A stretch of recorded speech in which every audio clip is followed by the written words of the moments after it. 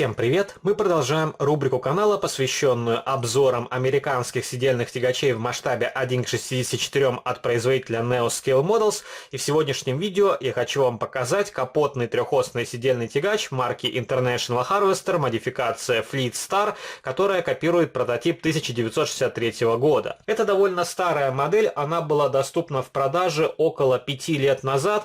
Ее рекомендованная розничная стоимость в Европе равнялась 75 евро, в некоторых местах ее продавали чуть дороже.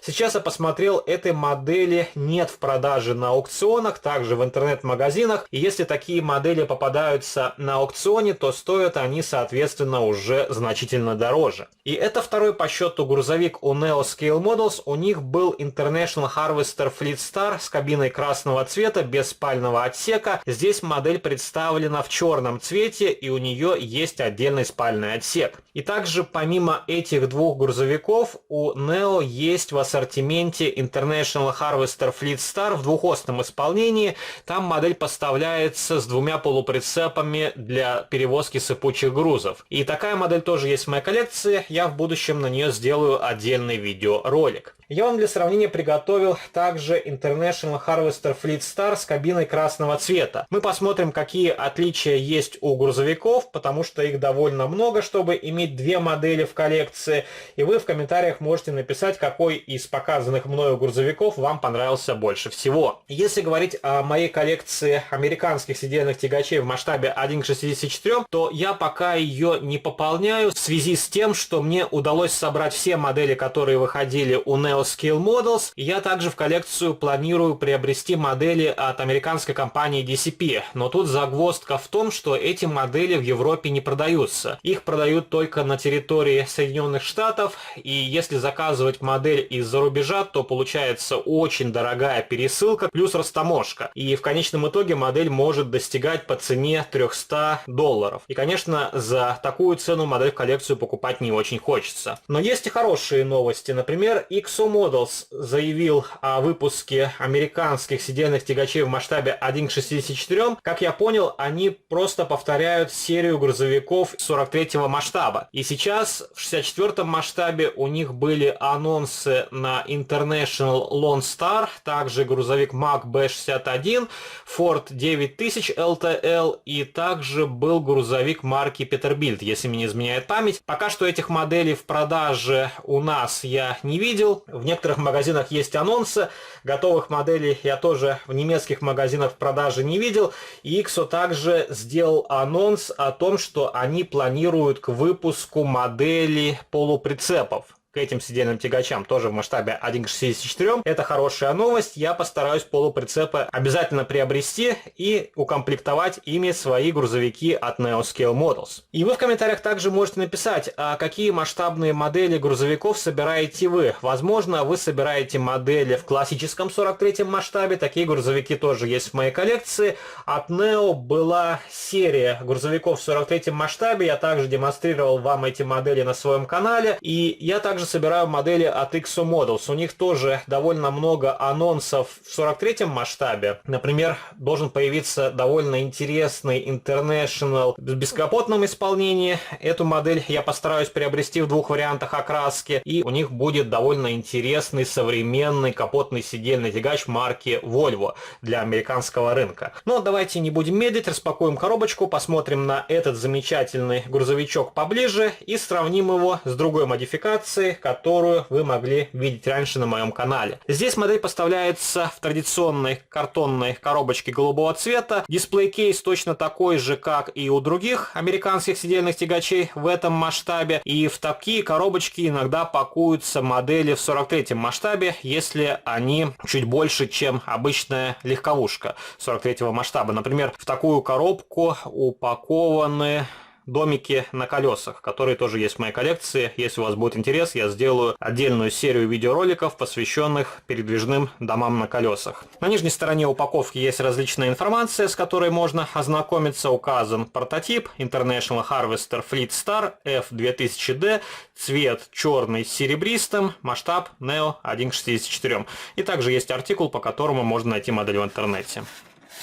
И также есть дублирующая наклеечка на дисплей-кейсе.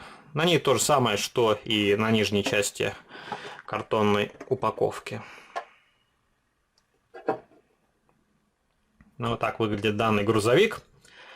Очень хорошая покраска. Вообще, покраска масштабных моделей одна из сильных сторон у Neo Scale Models. И мне очень нравится, как они делают двухцветные модели. Здесь четкое разделение между двумя цветами.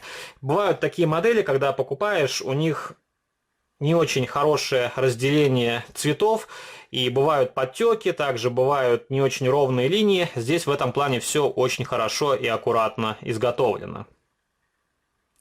По традиции у этого грузовика металлическая рама, кабина и спальный отсек сделаны из эпоксидной смолы, навесные детали сделаны как из эпоксидной смолы, так и из пластика. Например, из пластика здесь изготовлены колесные диски. И эта модель копирует настоящий прототип, я более чем уверен, но, к сожалению, не нашел подтверждающей фотографии в интернете. Но я знаю Neo, они обычно берут за основу реальные прототипы, и я не думаю, что вот такие логотипы это какая-то вымышленная фантазия. Также у грузовика окрашен интерьер, сиденья и дверные карты выделены коричневым цветом, правда интерьер сложно рассмотреть сквозь маленькие окошки. Здесь вместо хрома используется серебряная краска с очень мелким зерном. Она мне напоминает чем-то полированный алюминий. И в данном случае мне такое решение нравится больше, нежели если бы эти детали просто были хромированными. Потому что иногда на моделях, когда очень много хрома, он выглядит очень игрушечно. Но это опять же дело вкуса, и на мой взгляд это так. Также здесь хорошо сделана облицовка радиатора. Это детали с фототравления. Очень ажурно изготовлены различные логотипы. Хорошо читается надпись International. Также есть модификация 2000D. И есть небольшой воздухозаборничек на передней части капота. Топливные баки. Центральная часть колесных дисков окрашена черным цветом, обод сделан серебристый. Двигается сцепное устройство. Установлен регистрационный знак сзади. Также сзади установлены прозрачные фонари, они красного цвета. А спереди установили несколько регистрационных номерных знаков. И такая практика была в Штатах в 60-е, в 70-е годы. Сейчас на машинах ставится только один тип регистрационных номерных знаков. Ну и по традиции мутноватые фары. Визитная карточка Neo Scale Models. Хотя, если делать фотографии под определенным ракурсом, именно такая светотехника выглядит более живой, нежели если бы они были просто из прозрачного пластика. И поворотнички здесь обозначены оранжевым лаком. Эти детали, на мой взгляд, можно было сделать тоже из прозрачного пластика, например. И давайте покажу вам первый вариант исполнения с кабиной красного цвета, который я вам уже демонстрировал пару лет назад на моем канале. И вы можете посмотреть, какие отличия есть у двух грузовиков. Первое, что бросается в глаза, это то, что здесь нету спального отсека. Рама по длине у грузовиков одинаковая, но здесь рама окрашена черной матовой краской. У грузовика с кабиной черного цвета она сделана в черном глянцевом варианте. Также отличается цвет колесных дисков. Ну, соответственно, диски окрашены в цвет кабины грузовика. Здесь они, соответственно, красные, а у черного варианта они черные. Обод у двух колесных дисков одинаковый серебристый. Отличается немножко по форме сцепное устройство. Сейчас я вам покажу черную модель поближе. Если вы можете посмотреть, то отверстия разные у двух сцепных устройств. Также отличается площадка под сцепное устройство. У черного грузовика она сделана из фототравления, здесь она сделана из полимера и чуть-чуть выше стоит на раме. Также отличается по форме выхлопная труба. У черного грузовика она с загнутым кончиком, у красного грузовика она просто идет вверх. Также отличаются ящики за кабиной по своему размеру. И у грузовика с кабиной черного цвета присутствует один ящик под спальным отсеком. Здесь этого элемента нету. Также немножко отличаются передние бампера. Покажу вам красную модель. У черного грузовика снизу еще идет дуга, здесь ее нету. Ну и, конечно, цвет бамперов отличается. У красного грузовика бампер черного цвета, у черного грузовика он серебристого цвета. И немножко отличается то, как уложены стеклоочистители. У черного грузовика они стоят чуть выше, чем у красной модели. На крыше элементы абсолютно идентичны, два клаксона, габаритные огни и зеркала по своей форме тоже одинаковые. Правда, серебро на красном грузовике более блестящее, здесь оно больше напоминает алюминий, по своему цвету более серебристое. Так что отличий довольно много, чтобы иметь обе модели в своей коллекции. И вы можете в комментариях написать, какой из показанных мною грузовиков вам понравился больше всего.